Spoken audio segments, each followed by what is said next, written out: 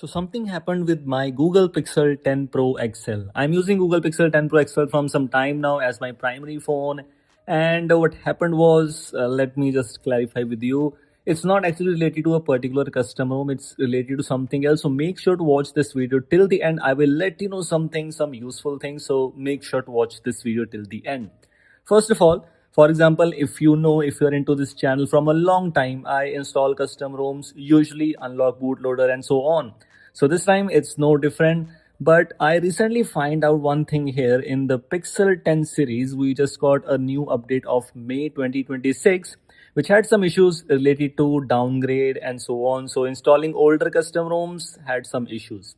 So I tried installing Axion OS. Again, let me just tell you a disclaimer or a useful thing for you that it's not related to a particular custom ROM. It's just information. So make sure to treat it like that. So for example, I have this custom ROM available.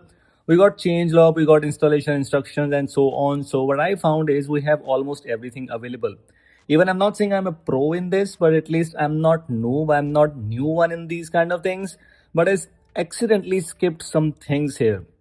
I had to install boot image, vendor boot, and so on because I was on different firmware, which it actually recommended me on. So I was on different firmware. I just installed Exynos recovery and installed custom ROM, and done. My device was not turning on. It was broken and so on. These are the files I had to install. So the main motive to tell you right now here is, if you are going to install a custom ROM, especially for the first time, or maybe if you are aware of those kind of things, make sure to install almost everything properly. We have a good development available for this one too. And if you actually want to install a custom ROM, what you have to do is you have to follow the on-screen instructions, guides, notes carefully if you want to use it.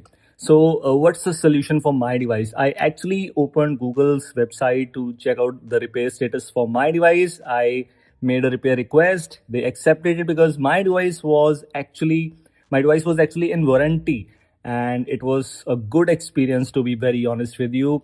What I did was I opened Google website and made a repair request for pickup and drop because there is no service center near my location.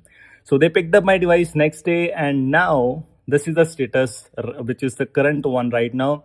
I have my device. It is completely well, and I will show you what's the status and how they actually managed to give me my device very comfortably within a few days and how much time it took. So this is the device which I have, and again, obviously bootloader locked, and the latest Android 16 is going on, so nothing wrong in this one.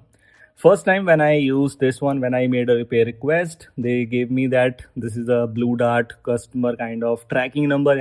I can track my device. When they received my device, they gave me the information. They gave me email. They sent me email that my device has been received. They will inspect that, how the things which is wrong and so on. And then they actually inspected that well, gave me instructions that my package is well, it's on the way, and this is how it works. So they gave me information at every particular single step, which is so useful, and I personally like the service a lot.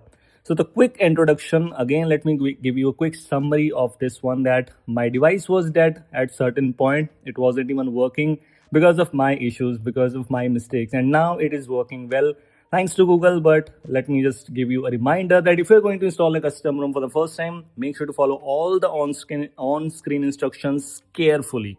Thanks for watching.